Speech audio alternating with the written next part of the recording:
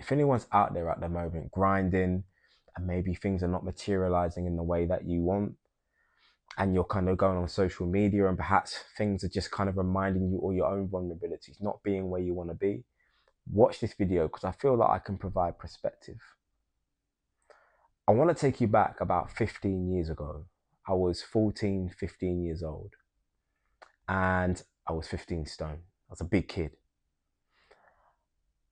And all I wanted at that time was a flat stomach. That's all I wanted. It was what I aspired to be, to want. And I remember telling myself, if I could get a flat stomach, I'll be happy. That's all I'd want.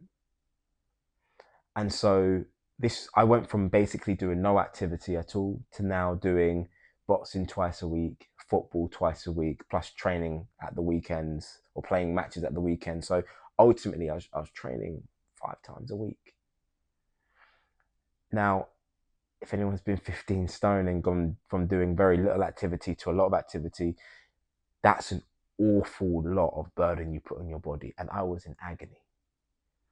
But I remember at that specific age, when I hit that teenager age, I remember saying to myself, I need to make it or die trying. And there are a lot of unhealthy things I did, but one of the healthier things was I started doing activity, sport. And I didn't see any improvement for about 10 weeks, noticeable improvement. Others would say, oh, you're looking good, but I never saw that. And it's about 6 months of doing that, hard training. And eventually I actually got the flat stomach. I got it. I got what I was looking for. But once I realized I got it, I had a new goal in mind.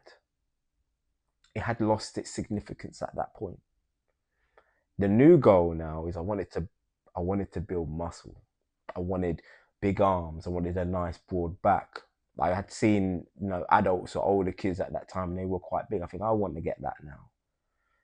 So I embarked on a new journey whereby I hit the gym, started at 16, and years went by before I even got close to the body that I wanted. And then I got to a point where I was relatively big. I had the arms that I wanted in the back and sort of the aesthetics that I was going for. But once I had that, I noticed something. Again, it was another mindset shift. I got it, but again, it lost its significance. I had a new goal. And now I wanted abs. I wanted six-pack abs that I could walk around with my t-shirt off in the summer and feel really good about myself. And that's what the new thing was that would make me happy.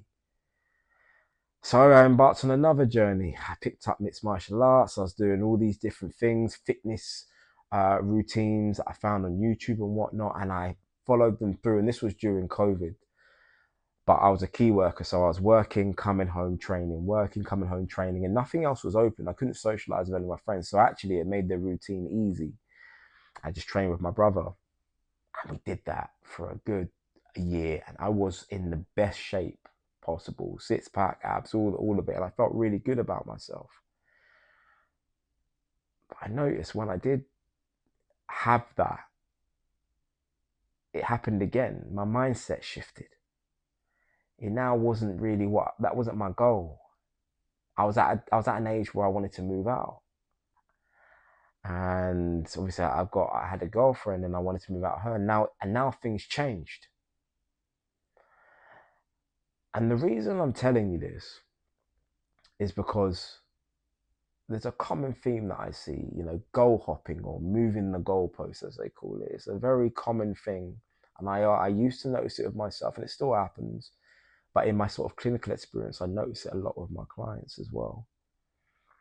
It's a very real thing that we don't spend much time reveling in the fact that we've just achieved something that we worked so hard towards, but rather we brush it off as if it is something that wasn't really a real goal. The real goal now is in my mind, and that's what I need to achieve. And I feel there's a danger to doing that. Because often what will happen is that there will always be something greater in your mind that you're going to go towards. There will always be something new that you want. And I think in actually not reveling in those things that got you to that point, those small milestones that built, I wouldn't even say small, those achievements that you had being able to overcome and achieve, need to be relished in some way.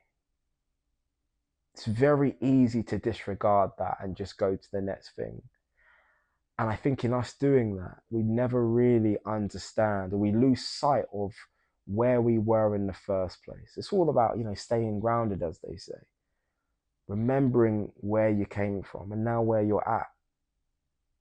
And I feel that's really important. So if you're someone that's grinding at the moment, maybe you started 6 months ago, or you're 2 years in, or you're 5 years in, it doesn't really matter how long, and you're not seeing the results that you want, take a moment, think back to where you were.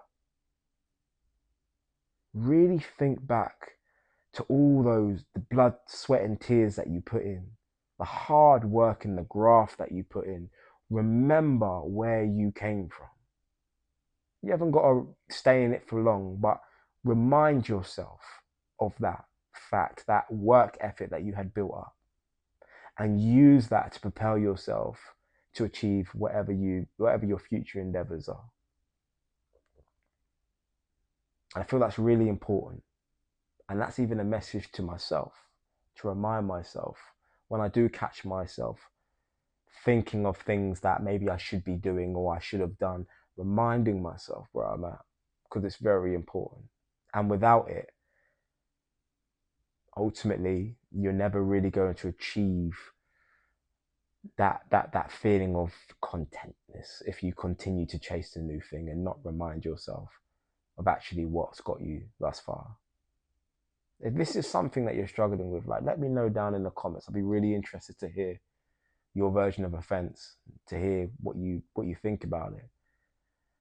But as always, like the video. Until next time.